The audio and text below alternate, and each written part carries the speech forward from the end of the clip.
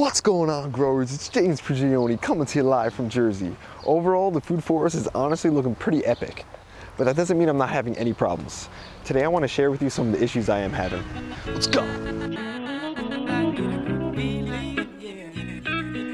Let's start out with the classic view of the food forest.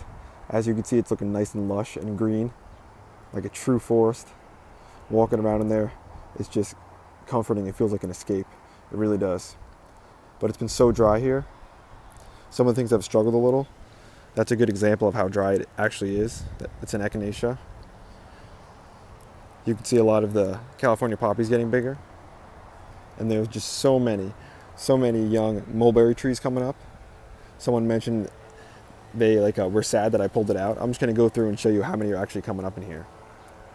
And the hazelnuts are looking beautiful. This new pear tree is doing well. It's got a number of pears. And the potatoes are looking great. One thing that isn't looking great, though, are the peas. The peas are almost non-existent. They've got destroyed, eaten. Every time they grow a little bit, something's eating them down. And honestly, I don't even know what it is. I'm not sure what's eating it, but I know it's something pretty large because the bite marks are big. So what I'm gonna have to do is just take some hardware cloth, like 1/4 inch I think, and bend it and make kind of like half hoop houses like I did for the chicken-proof planting in my chicken area. But leave a suggestion down low if you think you know what it is. I was looking online and some people mentioned they were having the same basic problem and they chalked it up to birds. So I'm gonna keep my eye out and see if we've got any birds. Someone said finches, and see if there are any coming through and actually eating up my peas. So it doesn't look like I'll be getting any peas this round, but that's okay. Now I have the experience, I've learned. I'll put that hardware cloth down and my next pea planting, I'll get a massive harvest. Look at all these here.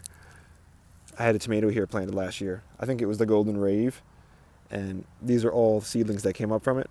I'm probably not gonna let them grow because I've got so many tomatoes planted already. They're a lot larger and they're the varieties that I want this year.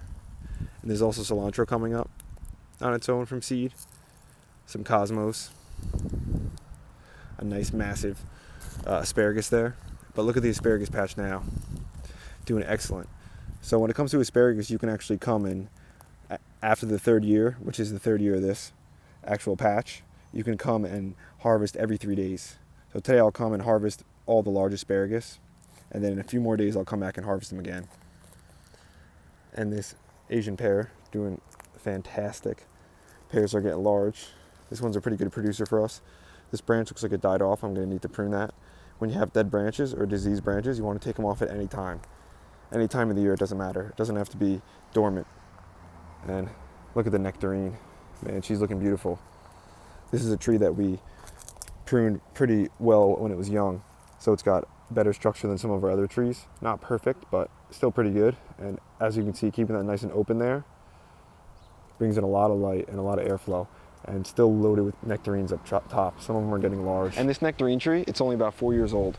It's not as old as some of the peach trees. They're about 7 years old.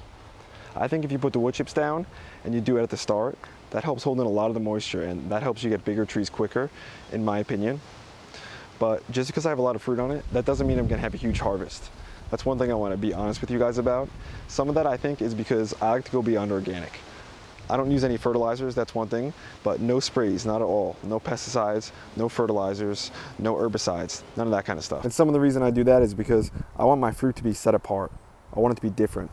I want it to be better than any other fruit you could possibly get. Even if I get less of it, even if I don't get a lot, if I get some, that's huge for me. And some of the issues I have to do with little pests attacking some of my fruit when it's young. I know what it is, and that's something that I want to share with you guys in a video because I think that could be huge value because it might be something that you're actually having an issue with too. It took me a couple years to actually find out what it was. And when I found out what it was, it actually is one of the things that's hurting almost all my trees, which isn't fun because it attacks almost all of them. But the Moonglow pear, that had a great harvest last year, and it's looking like it's gonna have a great one again, looking happier. Last week I talked about how the leaves were looking a little droopy and soft, but they've woken up a lot. So that's just something standard, I guess, with the Moonglow. Something I'll get used to. And the annuals are doing well that we put in. Here we've got some kale, some lacinato, doing well.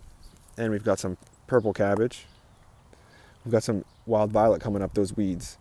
I'm not going to allow that coming in my food forest. Not in my area, not where I want to grow. I only have so much space.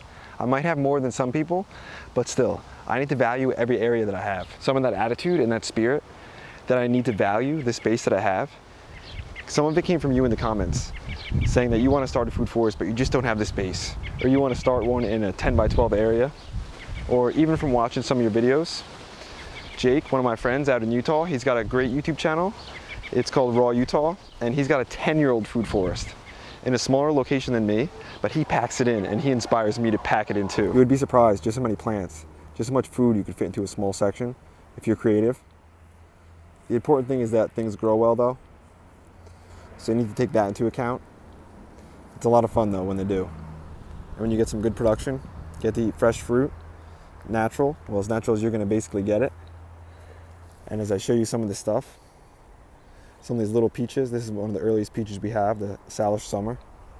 Excited with that one. You can see some investments that I didn't make. Another problem. These raspberries, they're not looking too good, and that's because I didn't come and put wood chips down. Not in this section. Almost every other section I did in the food forest, you can see the color change of the wood chips. But here I didn't. I'm too late now, but I will be able to do it once the plants get a little taller. Right now I don't want to cover the young plants, but as they get taller, then we'll wood chip them. But you can see how little wood chips there is. There's almost nothing here. And that lettuce suffered. That hot day, no rain for a little while, it really took the hit hard. And that's my fault. There are plenty of raspberries though, and I'm sure they'll bounce right back, so I'm not worried about it. These ones will fruit in the fall, so that lack of moisture won't affect the fruiting. Here's the Montmorency. This thing's loaded with fruit. I may have to actually come through and water this. How can we tell if we need to water a fruit tree in wood chips? The way to do that is to just get down at the level of the tree and just dig around the base. If it's dry, you need to water. If it's wet, then you don't need to water. So let me dig here. And the soil looks pretty dry. So since the soil is dry, it doesn't matter if the wood chips were a foot deep. If the soil is dry, your tree probably won't be getting water. So we need to make sure we're going to water this and make sure that any other trees that are really dry will water. When to water, when not to water. I know that's something that's especially hard for new gardeners. That's something that you can develop a feel for over time, I think. But like I just showed you, if it's dry, if you dig in the soil and it's really dry, then you need to water. People ask me how often I water. That depends, it's all circumstantial. I really don't water a lot. You can see the size of the food forest. There's no way I could water this every day, all these trees. And most of these trees, a lot of them, I've rarely ever watered them since I put them in. That's basically when I water, when I put them in. And then if we've got really bad drought or when they're holding fruit and they're young, that's a good time to water. So again, it's all circumstantial. Make sure what you do is not just what someone else says to do.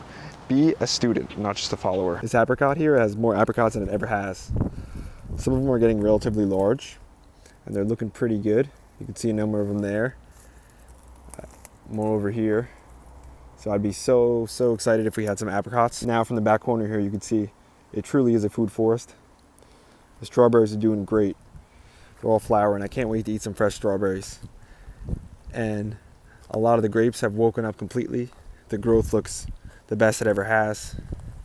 Some of the spinach didn't do that well with the drought we had. I just didn't come out and water it enough. But some of it's still doing pretty good. Just way behind where it should be. And look at the blackberries. Oh my gosh. We're going to get so many blackberries this year. One of the reasons is the way we pruned it. We prune these so that they get maximum fruit. They put a lot of lateral branches out, and that's where you're going to see most of the fruit.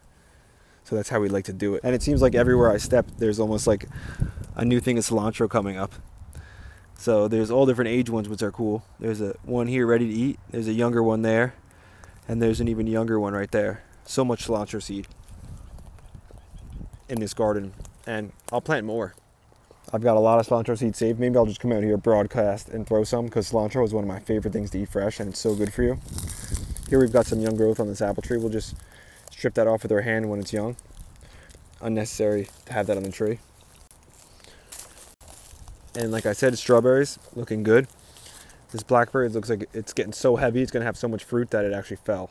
This is semi-erect, which means sometimes they can stand, but this one's going to have to be tied up to the others because, like I said, I'm expecting a big, massive harvest on that one.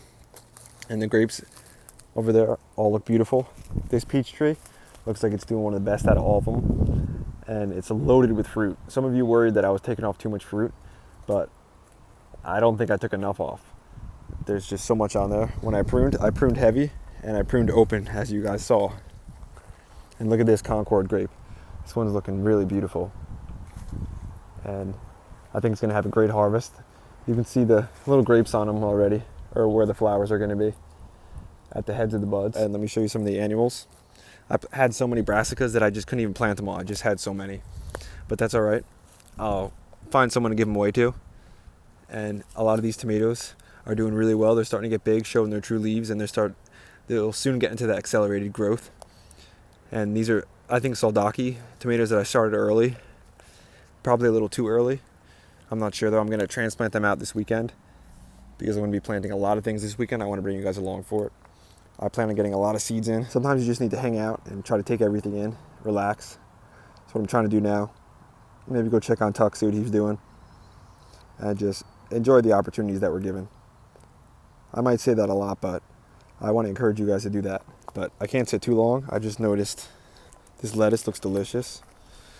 Let me get some of that. And this was all from seed, I had mentioned, but self-seeded. I didn't plant any of this. And it actually has great flavor.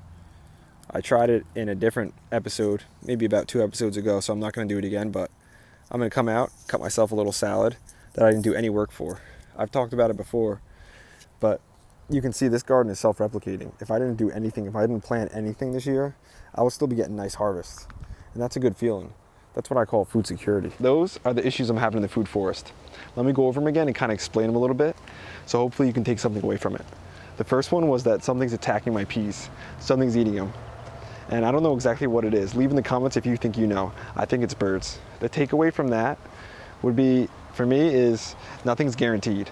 I definitely thought I was gonna get a harvest, especially with rabbit proofing the whole yard. Next year, I'll do what I can. I'll put that hardware cloth in, or even the next planting. I'll make sure I do that. Second would be to get the wood chips down. Because I didn't put the wood chips down, some of my plants actually got dehydrated. They're suffering because of what I didn't do. Third would be to do what I can to help prevent the pests from eating my trees. So I'll share what I'm gonna do in the future with you in a video, because that pest is actually so bad, it needs its own video. If you enjoyed it, hit the like button, hit the subscribe button, share with your friends. Don't forget to check us out on Steam It. We love posting on there. James Prigioni is out.